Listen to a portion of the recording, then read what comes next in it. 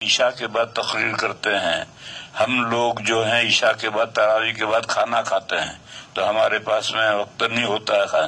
گجراتی 3 مرتبہ کھاتا ہے. سارے لوگ تو 2 مرتبہ کھاتے ہیں لیکن گجراتی 3 مرتبہ کھاتا ہے.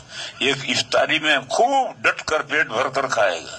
پھر تراویح کے بعد بیٹھے گا تو جب تک پیٹ میں ذرا بھی جگہ ہے اٹھے گا نہیں. پھر سو جائے گا. پھر سحری میں اٹھا کر جتنا گھر میں سارا چٹ کر جائے گا. تو اب گجراتی کو تو کھانا کھانے کے لیے گھنٹہ بھر چاہیے. تو اس نے کہا کہ آپ عصر کے بعد تقریر کریں تو ہم عصر کے بعد تو میں نے کہا کہ میں رات کو دوستوں سے احباب سے مشورہ کروں گا.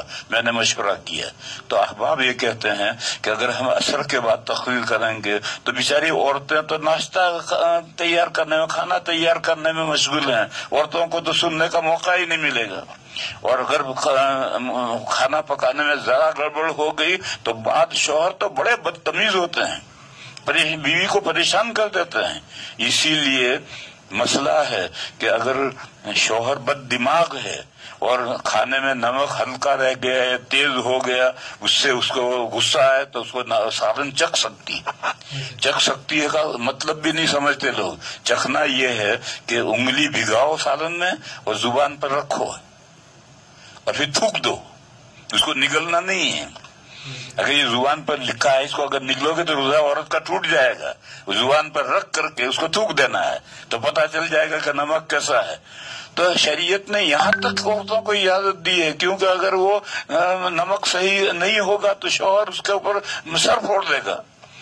تو اس لیے دوستوں نے یہ کہا کہ عصر بعد ہم تقریر. ایک تو عصر کے بعد دماغ کا اسکرو ڈھیلا ہو جاتا ہے. روزے کا آخری وقت ہوتا ہے اس وقت دماغ قابو میں بھی نہیں رہتا. اور ابھی تو پان وان کھا کر تیار ہو کر بیٹھتے ہیں تو دماغ قابو میں رہتا ہے. اس لیے دوستوں کی رائے عصر کے بعد کی نہیں ہے.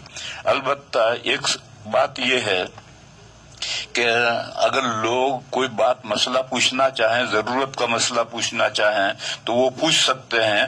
11:30 کے بعد 11:30 سے لے کر 12 تک ہم سوالات کے جوابات دیں گے.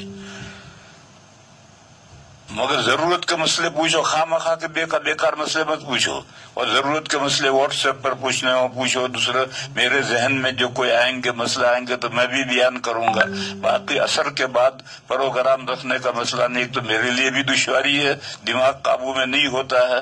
دوسرا سارے لوگ بھی نہیں سن سکتے ہیں, عورتیں خاص طور پر نہیں سن سکتی ہیں.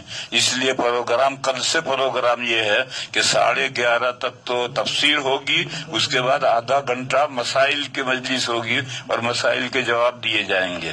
وآخر دعوانا الحمدللہ.